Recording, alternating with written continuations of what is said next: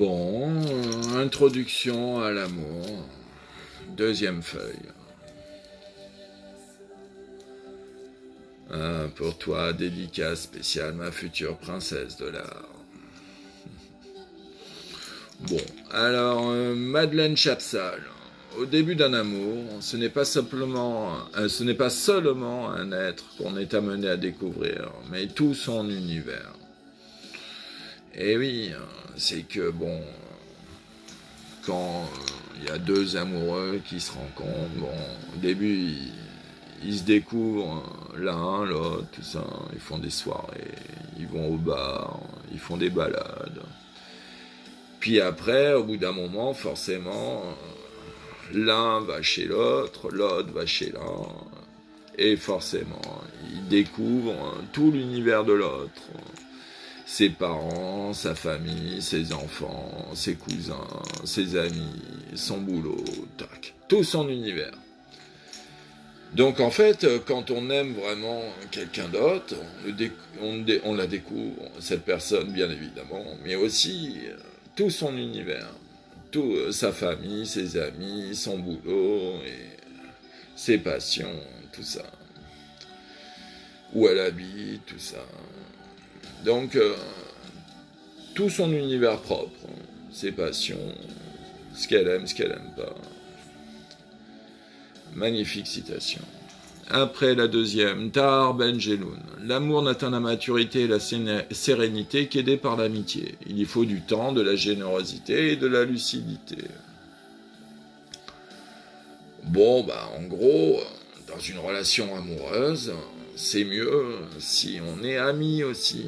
Si ton amour est aussi ton ami. Et pas dans l'autre sens. Enfin, c'est bien aussi, mais c'est moins bien. C'est un ami amoureux, c'est mieux un amoureux ami. C'est pas commutatif. Donc bon, il faut mettre de l'amitié dans l'amour. C'est mieux ainsi. Et bien sûr, avant d'atteindre une certaine harmonie, adéquation, maturité, on l'appelle comme on veut, enfin, avant que la relation amoureuse soit plus fusionnelle, soit meilleure, tout ça, il faut du temps. Bah, il faut le temps de découvrir l'autre, ce qu'elle aime pas, tout ça. Et il faut du temps. Avec le temps, l'herbe devient du lait, disait une vieille sagesse chinoise. Bon. Bien sûr, aussi, il faut de la générosité. Il faut donner de son temps, il faut faire des cadeaux, il faut faire des corvées, je sais pas quoi encore. Il faut se donner, il faut être généreux, il faut aider son amour, tout ça. Le mieux, c'est de lui régler ses problématiques les plus importantes. Et ça, c'est le mieux. C'est ce qui marche à tous les coups dans l'amour. Tu lui demandes, c'est quoi tes plus gros problèmes? Bon, tous tes problèmes, mais tu commences par les plus gros. Alors, c'est quoi ton problème numéro 1, le plus gros? Problème numéro 2, problème numéro 3. Tu fais toute la liste, tac, tac, tac, tac, tac, tac. Et puis, si t'es le champion, tu lui résous tous ses problèmes à l'un. Alors là, ça marche à tous les coups. C'est imparable. Flèche de Cupidon en plein cœur. T'arrives, tel Zorro, tac tac, je te résous un de tous tes problèmes. Bon. Alors là, la femme, ou l'homme, mais bon, moi, c'était la femme. Oh, quand tu commences à résoudre tous les problèmes de ton amour, alors là, elle t'aime d'autant plus, hein, croyez-moi sur parole. Bon. Et puis, il faut bien sûr de la lucidité.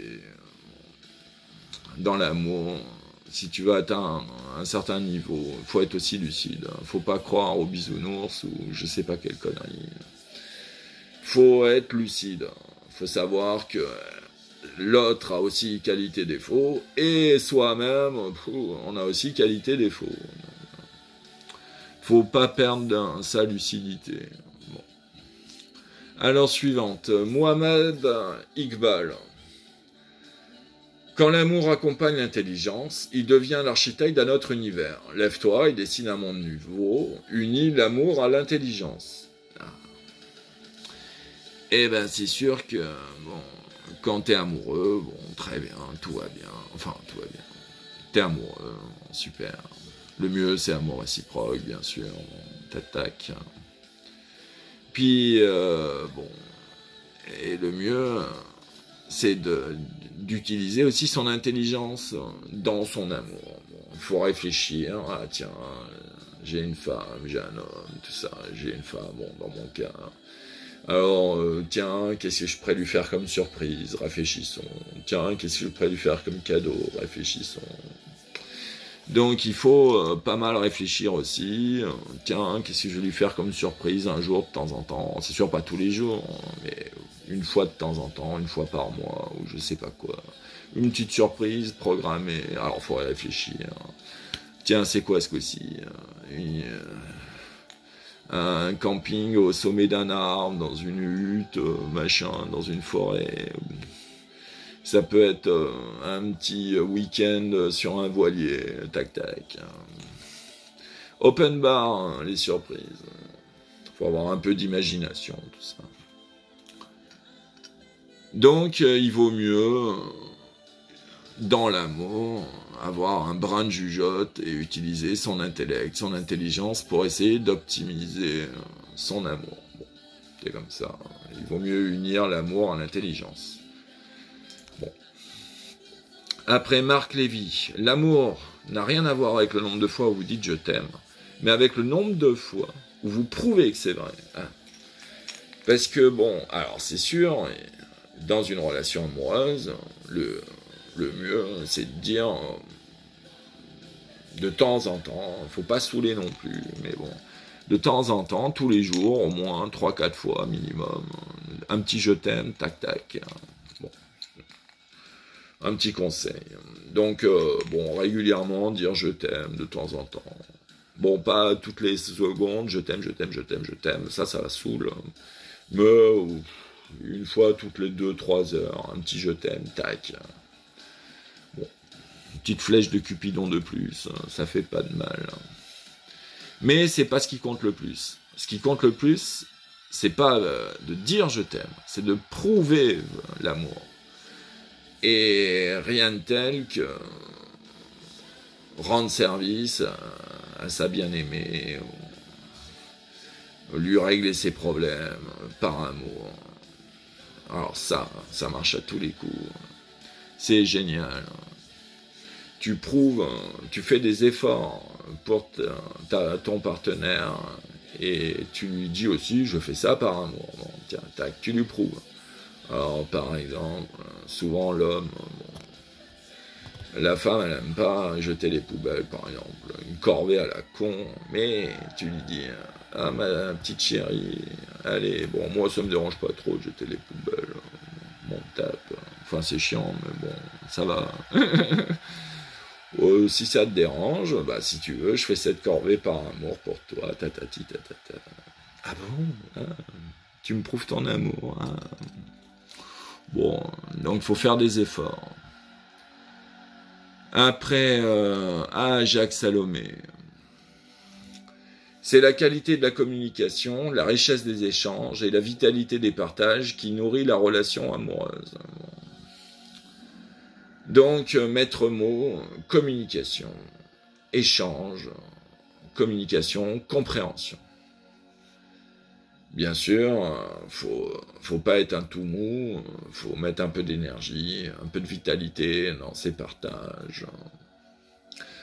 Bon, moi je préfère les deux maîtres mots, communication et compréhension. Ça c'est les deux maîtres mots de l'amour. Bon. Deuxième citation de Jacques Salomé. Aimer, c'est accepter de dépendre de celui que l'on aime, pour être plus libre encore. Alors, c'est compliqué, parce que quand on aime d'un certain point de vue, on se met une chaîne au cou de l'amour de l'autre, tout ça. Donc, on a l'impression qu'on a moins de liberté.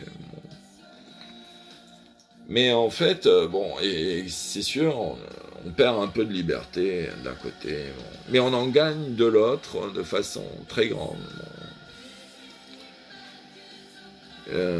pour plusieurs raisons. Une raison parmi tant d'autres, c'est que l'autre, si on est bien amoureux, amour réciproque, tout ça, bien compatible, va nous faire découvrir des choses qu'on n'aurait peut-être pas découvert tout seul. Comme par exemple ses amis, ses relations, ou je sais pas quoi, ou ses passions. Donc, surtout quand on est jeune. Donc, le fait d'être à deux, c'est pas pareil que d'être tout seul. Et dans certaines situations, t'as plus de liberté en étant deux que tout seul. Bon. Et comme ça. Et la troisième citation de Jacques Salomé. Aimer, c'est devenir foyer, réceptacle et source de tout le meilleur et le bon que l'on veut à l'autre. Donc, l'autre, on lui veut son bonheur. Et donc, il faut attiser le bonheur de l'autre. Faut en être aussi un pilier, un foyer qui donne toujours du temps, de l'énergie, de l'amour, pour entretenir le bonheur de l'autre et d'essayer de faire monter. Donc, devenir foyer, apporter de l'énergie, foyer lumineux, foyer chaleureux, de tout le bonheur que l'on transmet à l'autre. Bon. Après Gail Forman, en amour il y a des hauts et des bas. Ça. Parfois c'est l'harmonie, parfois c'est la cacophonie, comme en musique. Hein. Ah bah ça c'est inévitable. Puis dans mon cas, avec mes femmes que j'ai eues dans mon passé, je me suis aperçu aussi d'une règle fondamentale sur les femmes. Bien souvent, femmes varient. Oh, bien fou qui s'y fie. Donc, dans une relation amoureuse, déjà qu'une femme varie régulièrement, mais alors en situation amoureuse, et plus l'amour est fort, plus les variations sont fortes. Oh là là là. Donc déjà qu'une femme, ça varie beaucoup, mais alors plus elle est amoureuse, plus il y a de variations. C'est une loi mathématique aussi, c'est comme ça. Donc c'est pour ça qu'en amour, Gail Forman a bien raison. Des fois il y a des hauts, et puis des fois il y a des bas. Oh. Et puis c'est youpi, tralala, ça monte, ça descend, ça monte, ça descend. Oh, c'est pas très stable. Non, comme ça. Un petit russe, Léon Tolstoï. La beauté ne fait pas l'amour, c'est l'amour qui fait la beauté. Et ouais, bon, tu peux voir un défilé de top modèles, mannequins, tout ça, que des belles femmes. Bon.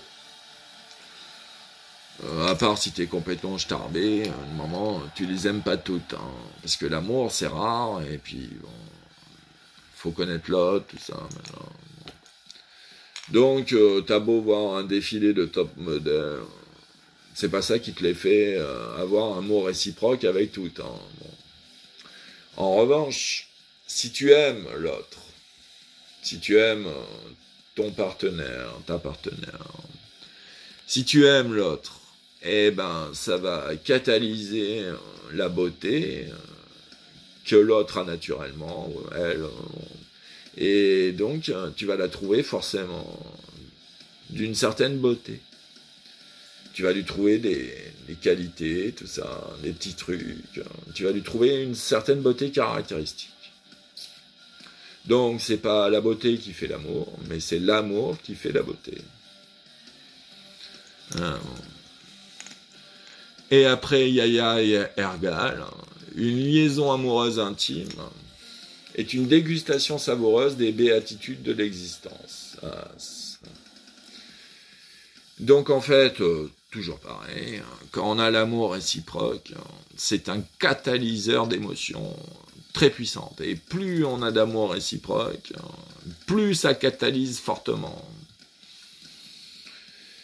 Donc en fait, très souvent, c'est pour ça que les gens amoureux, ont beaucoup plus de plaisir gustatif, par exemple, quand ils mangent. Ils apprécient beaucoup plus leurs aliments. Et inversement, plus tu es dépressif et moins tu apprécies les aliments. Ça, j'en ai connu quelques-unes de dépression.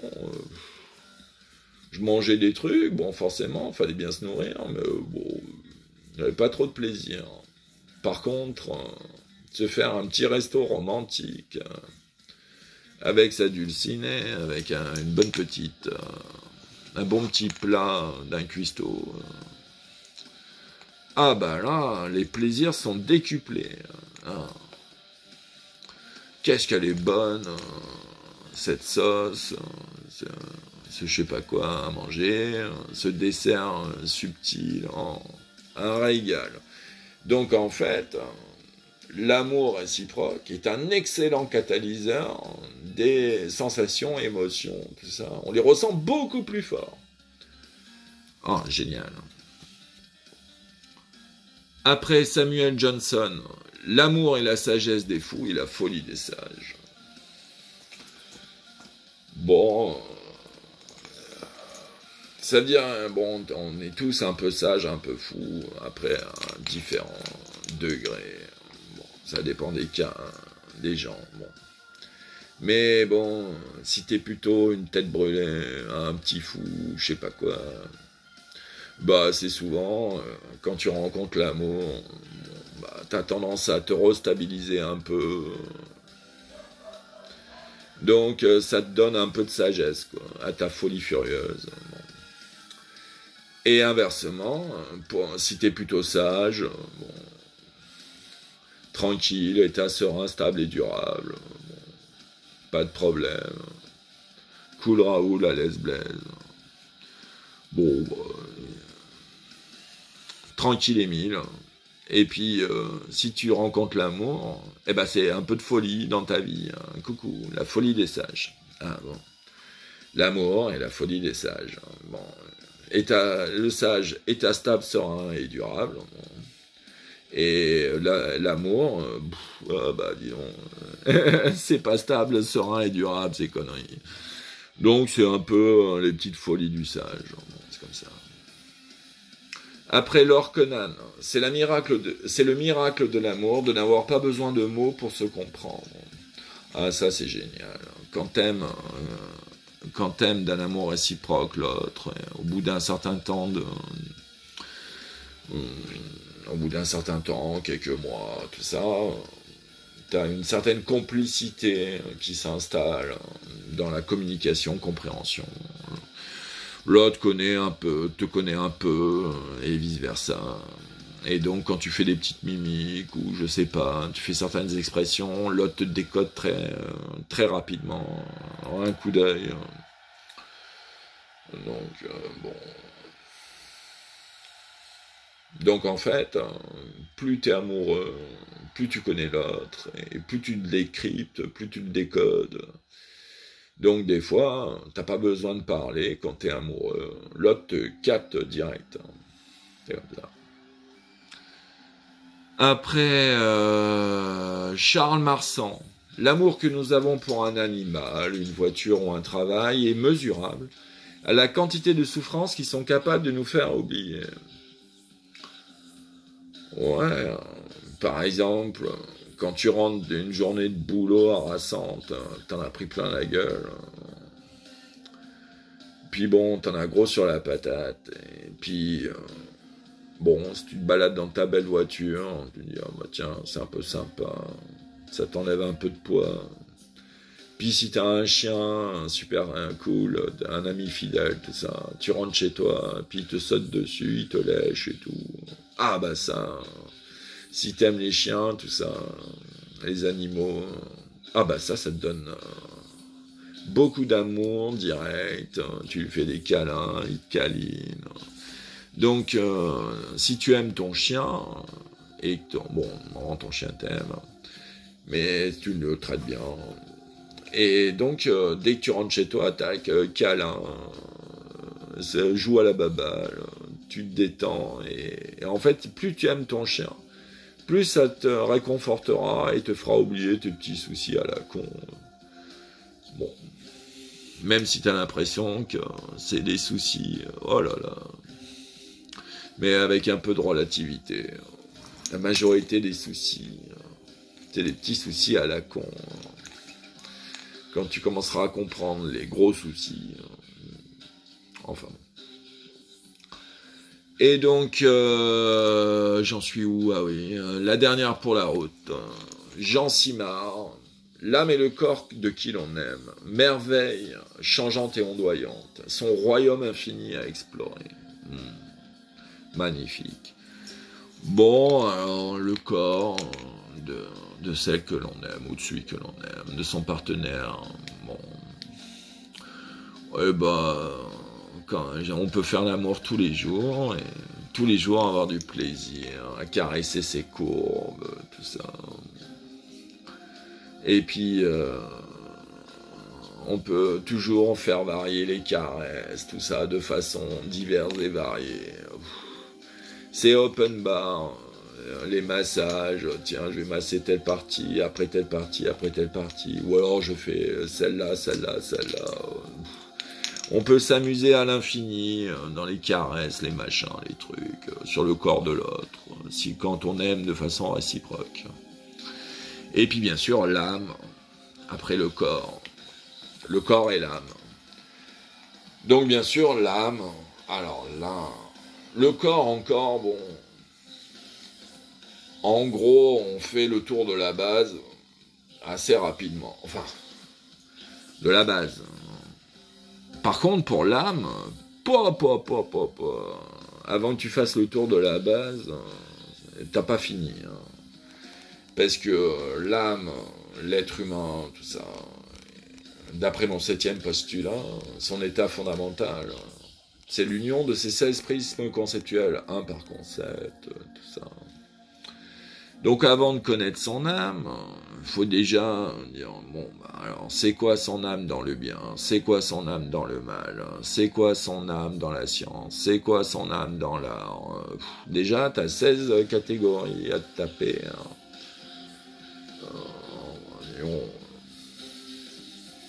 Et puis 6 dimensions infinies, alors t'as pas fini. Bon. Donc avant de bien connaître l'âme de l'autre, c'est infini, c'est open bar. Tu peux y aller à fond, t'auras jamais fini. Bon. Surtout qu'il y a un principe d'interactivité, c'est-à-dire plus tu découvres l'autre, plus quelque part l'autre se découvre lui-même, plus il se modifie, plus il évolue, et plus tu le redécouvres. Ah bah tiens, elle a changé, elle a évolué, alors tu la redécouvres, elle est rebelote. Donc en fait ça change tout le temps. Bon. Donc voilà ma 2e page de mon best-of de citations sur l'amour. Ça fait du bien, un peu d'amour.